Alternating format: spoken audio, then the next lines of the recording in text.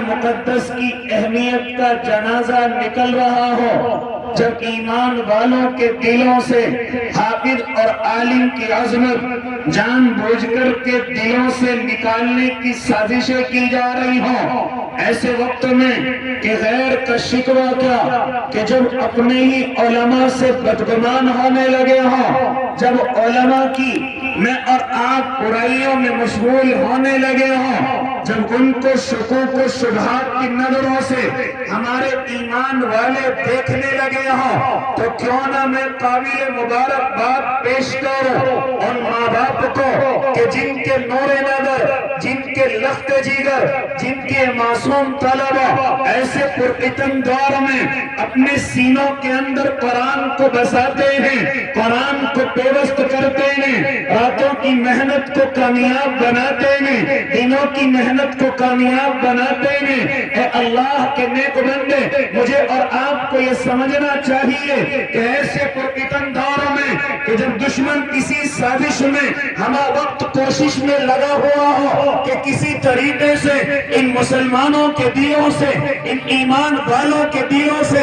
قرآن کی اہمیت کو نکال دیا جائے، جہاں پر قرآن کو سکھایا جاتا ہے، جہاں پر قرآن کو پڑھایا جاتا ہے، جہاں پر قرآن کے پڑھنے پڑھانے والے موجود ہوتے ہیں، مدارس اسلامیہ کی اہمیت ان کے دلوں سے نکال دی جائے، ایسے وقت میں کچھ ماں اور باپ یہ تہیہ کرتے ہیں، یہ ارادہ کرتے ہیں کہ ہم دنیا کے لالچ میں نہیں آتے، ہمیں دنیا کی ترقی نہیں چاہیے، ہمیں دنیا کی یہ دولتیں نہیں چاہیے، یہ متاع غرور نہیں چاہیے، ہمیں وہ اولادیں چاہیے جو ہمارے قبر کا سکون کا ذریعہ بنے، جو ہمارے حشر کی عزت کا ذریعہ بنے، جو ہماری جنت میں جانے کا آسان راستے کا ذریعہ بنے۔ میں تو بھی یہ مبارکباد پیش کرتا ہوں ان ماں باپ کو کہ جنہوں نے دنیا کی رعنائیوں میں ٹھوکر ماری اور اپنے لیے آخرت کے مضبوط سامان کو تیار کر لیا۔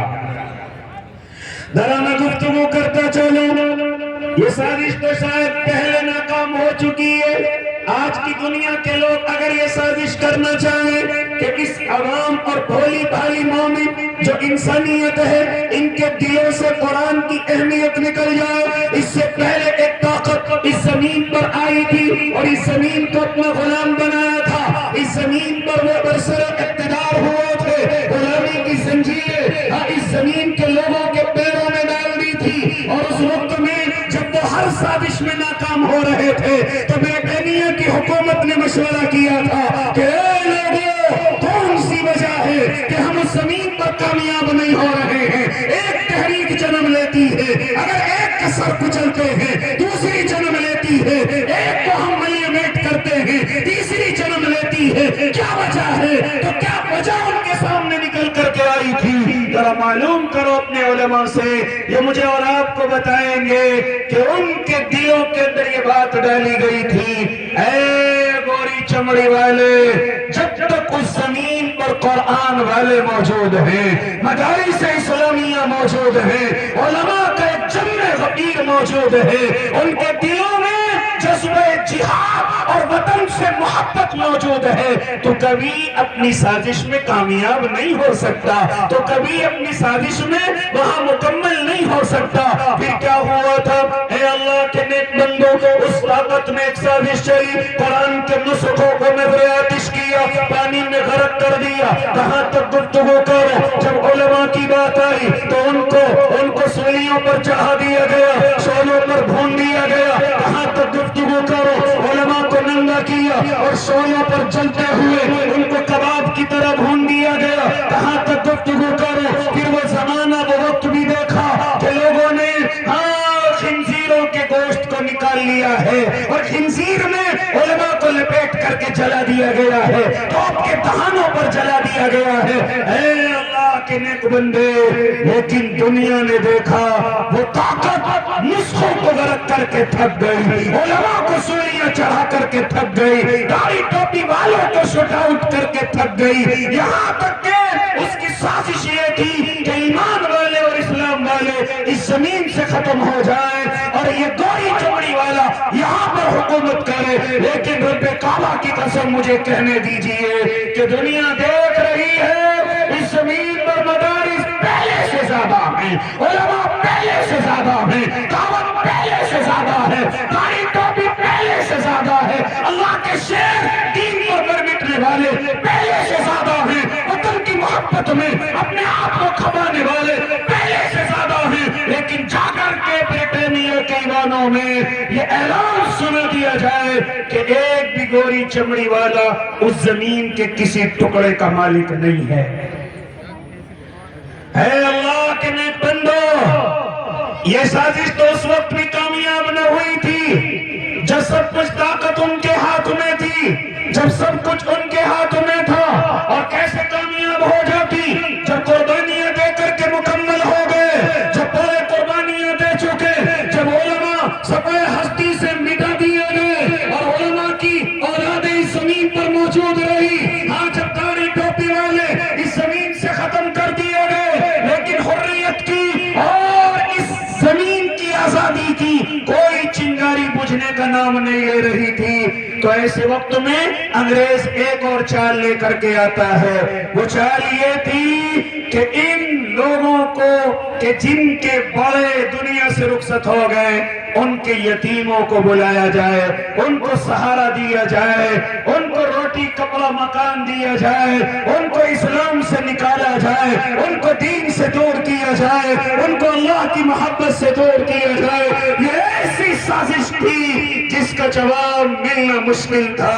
قربان جاؤں اپنے علماء پر، قربان جاؤں اپنے بڑوں پر، قربان جاؤں اس وقت کے دور بھی تمام کے تمام علماء پر جنہوں نے اس سازش کو بھانپ لیا، اور بھانپ کر کے 1866 کے اندر 15 محرم، ہاں وہ دن بھی تاریخ کے سنہرے پنوں میں لکھا جائے گا، دارالعلوم کی بنیاد کو رکھ دیا گیا، دارالعلوم کی بنیاد کو سجا دیا گیا۔ جانتے ہو اس کی وجہ کیا تھی؟ ان معصوم بچوں کو لایا جائے، ان یتیم بچوں کو لایا جائے، ان بے سہارا بچوں کو لایا جائے، جن کی کمزوری کا فائدہ اٹھا کر دشمن ان کو اپنے نرغے میں لانا چاہتا ہے۔ ان یتیموں کو سہارا دے کر، ان بے بسوں کو سہارا دے کر ان کو مجاہد بھی بنایا جائے، وطن کا محب بھی بنایا جائے، ان کو مفتی بھی بنایا جائے، یہاں تک کہ قیامت تک آنے والے جتنے فرقے باطلہ ہوں ان سے مقابلہ کرنے کا ان کو سپاہی بنایا جائے۔ میرے اللہ کو یہ ادا اتنی پسند آئی، اتنی پسند آئی، اتنی پسند آئی کہ پہلا ہی شاگرد جس کو میں اور آپ محمود حسن دیوبندی کے نام سے جانتے ہیں، جن کو میں اور آپ شیخ الہند رحمت اللہ علیہ کے نام سے جانتے ہیں، پہلا ہی شاگرد ایسا نکل کر کے آیا جس نے انگریز طاقت کے دانت کھٹے کر دیے تھے۔ اے اللہ کے نیک بندو، یہ ادا میرے اللہ کو اتنی پسند آئی کہ جن کو ظالم بے سہارا سمجھ رہا تھا، جن کو ظالم یہ سمجھ رہا تھا ان کو خرید کر کے ایمان کا سودا کر لیا جائے گا، ہاں جن کو یہ سمجھ رہا تھا ہاں یہ ہمارے نرغے میں آ کر ہاں ہم سے یہ کچھ ہمارے لیے کچھ سہارا بنیں گے، لیکن اس کو کیا معلوم تھا کہ علماء ان ہیروں کو اتنا تراشیں گے، ان پتھروں کو اتنا تراشیں گے جو دین کی ہیرے بن کر کے نکل کر کے آئیں گے۔ پھر دنیا نے دیکھا شیخ الہند پہلا شاگرد تحریک ریشمی رومال لے کر کے چلتا ہے، ان کے شاگرد اللہ کے نیک بندو کہاں تک گفتگو کرو، پھر مانا الیاس رحمت اللہ علیہ، اللہ ان کی قبر پر بھی کروڑوں رحمت نازل کر دینا، جو دعوت و تبلیغ کا نظام چلاتے ہیں انہی